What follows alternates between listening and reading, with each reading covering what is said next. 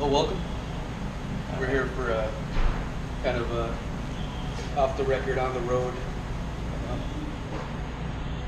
edition of whatever show this is. I think it's off the road, on the record. Off the road, on the record. Yeah, I looked at that. My name is Ronan. We're here at beautiful Dunn Brothers Coffee in Woodbury, Minnesota. Jeep is parked outside if you're wondering where my faithful companion is. And we're here with Bino, the camera guy, who's behind one of the several cameras that we have going on all over the place. We have all angles. And we also have... I'm Josh. I do not use an alias. I have no problem with people knowing who I am. So. Or maybe that is your alias. Right. You got it. Since we're high on caffeine, I what just should we like talk coffee. about? I had 3 separate conversations with these gentlemen while we were preparing, explaining that I like coffee. So, you can edit that out. Gonna punch me in the face. So Ronan knows about Ben Franklin and some of these cats, and you know, I don't know much about history. I know a little bit about Ben Franklin. I like his four-man almanac, his philosophy. I really like the story about him being concerned about being poor. So what he did was he ate some bread, drank some plain water, rolled up his coat, used it as a pillow, and slept on the floor. Now keep in mind, he had no reason to do this. He did this all just on his own initiative. Woke up, said, "Yep, I can do that." So strength and what on the internet these days is being called sort of anti-fragile. So I think Ben Franklin was anti-fragile. He's also very frugal. He's got a lot of admirable traits that I like. And he has a few traits that are like... Yeah? Little song of it. He's I have heard he was persuasive and charismatic. He was very charismatic. He was a great chess player. I did not know that. He would spend a lot of time in salons when he was, off in France, and he'd wear his little fur hat, and he'd partake of... He had a fur hat? Yeah. Oh. Well, he was actually on... Now we're getting to the deep dive with old WhiteLightening, as I like to call him, because that was his sex name. Okay. He was, sex name. When he was in France, he was really playing into the whole image of the Americans being frontiersmen. So he'd wear this fur hat, and that's actually the depiction of him on a lot of French coins, because the French love the shit out of WhiteLightening. Gotcha. Did he really have a sex name? Is that true? No, that's completely false. Oh, okay. So, sure. So I know you're saying that he used this He was a persona. ladies' man. Obviously, he used the persona to become popular with the ladies. But I would suggest to you that in a way, he used his popularity with the ladies to build a bit of a resume and fame, which helped his career. Well, he also, I agree with that. He also had this way about him that you hear about when you get into John Adams, and when he went over there to spend time with Ben Franklin. Okay. Because John Adams was very impatient. Do you have a nickname, or? I call him Danny DeVito. Okay. That's me. He's like the Danny DeVito of the Revolutionary War. So was John Adams like a tryhard? Is that contrast? John Adams had a specific objective, and he wanted to see that taken care of. But Ben Franklin, or WhiteLightening, was more of the infiltration technique of being patient, using strategy instead of just brash tactics. So was John Adams using the pickup artist technique of just, let me just ask like 200 women if they'll sleep with me? Well, no. To put it in perspective, and just to level set here, I hate using corporate terms, but to level set, You gotta leverage. Ronan does not have a degree in anything. I just dabble. Okay. So feel free to fact check me. So you have no master. Because sometimes I say, yeah, I'm a master of nothing. And nobody's my master. That's wrong.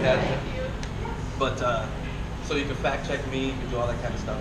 I invite you to. All right. But John Adams, and to go back to the perspective piece, John Adams went over there and hung out with Ben Franklin. They were staying in the same place. Okay. And John Adams was like, up at the crack of dawn, let's get business done. Right. Franklin would sleep in, he'd get up, maybe have a few visitors. Right. You know, to John Adams, it seemed like he wasn't focused on work. Okay. But Ben Franklin, the White Lightning, was playing along. Right. And he knew the way to get people in your favor was to have that patience. That Now, did they have a tenacity, job persistence. or business prospects, or were they on sabbatical? They were, Well- they were over there pretty much trying to get the French to help us out. Okay. During their American. So probably someone footed their bills, or maybe they footed their own bills. They were up there basically waiting for the Battle of Saratoga to take place, because that was the big win that we needed in order to help compel them to send their ships. Right. And then I could get into Lafayette and his role, but I'm not a scholar. Okay. But White Lightning, yes, very patient, very persistent, frugal, like you said, and I enjoy the fact that he wrote down his virtues. Okay. And almost half of them he didn't follow, but at least he wrote them down. Well, and he was, you know, if you don't fail some of the time, you're actually not trying hard enough. I would prefer, in most things, pretty much the Pareto principle, 80%, but 50% is not bad for improving your skills or improving. So, I really like that he had, I think it was one virtue each day he really focused on. And he just kept a log, and that kept himself not only honest, but it pushed him forward. You know, even though, I mean, okay, was his virtues gonna get him wealthy or accomplished? Perhaps in an indirect way, but you know, another man might just say, okay, I need to talk to 10 businessmen today, or I need to, you know, make so much profit this month. But yeah, maybe he was thinking the long view. Maybe he understood something about you know, the intricacies, or there's a certain spirit to things.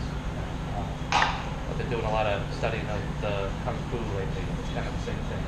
You know, guys will get on a rock, they'll maneuver and balance themselves and do these exercises, and you're like, well, why does this matter? And then they'll like demonstrate, and they'll like push down on the other guy goes flying. So it's not always an obvious technique or skill that gives you what you want. So what did John Adams do? So I remember the name. Was he on the Declaration and all that, or was it? he was one of the founding fathers. Okay. He was one of our presidents. Okay. He was on a declaration. Okay. He was a representative from Massachusetts in the Continental Congress. Okay. His cousin is Sam Adams. Okay. You may know from just making beer. Yes. And that's a joke. Well, I know him much better, but Sons of Liberty patriot. But John Adams was a very kind of attribute some of his success to Abigail. At least I do. Okay. Which was his wife. So what's brass? He was very. Makes It's it kind of sound a boring. powder keg of just anger and rage Oh. and kind of curmudgeon. Okay. The way he carried himself. I would Okay. highly recommend watching the. I think HBO did it. Okay. The series where the guy from the Wine movie, whose name escapes me, but he plays John Adams in a miniseries, and it's pretty good. So it was sort of a try hard, but it was also a bit of a win hard. He did accomplish quite a bit. Adams? Yeah. Yeah. Okay. He also served, I think, one term in the presidency. Because he got into it with Alexander Hamilton and a couple other folks because of his character. Okay. And a lot of people. He became president, or he was became limited to he one only had term? One term. Yeah. One term president. So were those other guys, were they the deep state? Were they the establishment that said, you know, the president's not really the president, so you need to tone that down? Well, he might have been a little ahead of his time. Okay. Because he was kind of an abolitionist. Okay. You know, from Massachusetts, you know, the whole north. Okay. And where Thomas Jefferson is. Well, that makes me like him a little bit more. I mean, you know, I do admire, especially if you go your own way, and if you're the guy that uses anger and force and just sheer willpower and determination to get what you want. That's admirable in its own way. So, I mean, the guy's not a putts. You know, he obviously accomplished a lot. He's famous. Do perhaps? Well, he also had a son who was later president as well, John Quincy Adams. Okay. So, yeah, terrible at not only history but names and faces. Although I am trying for it. Lucky for you, I'm good at pulling stuff out of my head. Well, that's all right.